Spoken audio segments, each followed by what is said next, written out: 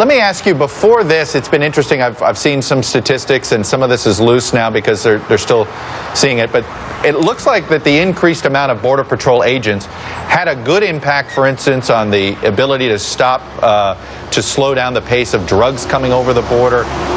But all of a sudden now these Border Patrol agents are basically being distracted from their current job to deal with this crisis. Before this crisis, did you feel as if the border was more secure today than it was, say, 10 years ago?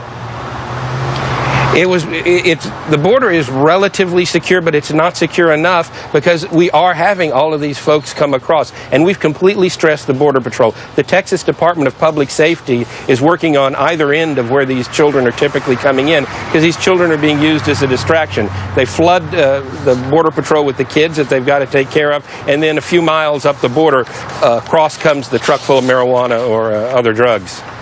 Let me ask you a couple of political questions having to do loosely with the immigration debate. Number one, are you for eventually, can you support any immigration legislation that would have a path to citizenship?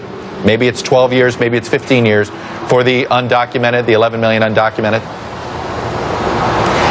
I think there's no problem getting through the House a pathway to legal status. A pathway to citizenship is going to be tougher, but I think it is potentially doable if we can show the American people that the border is secure.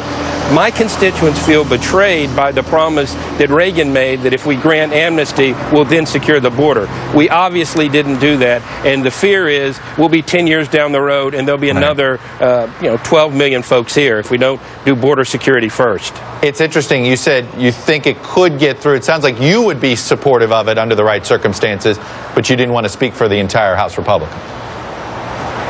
I think that there's a hierarchy there, and as people have been here for a while, there is a possibility, certainly for the children that were brought here by their parents at very young ages. I mean, that's a very sympathetic crowd. We've educated them in our schools, and they become a burden on society if they can't get a job.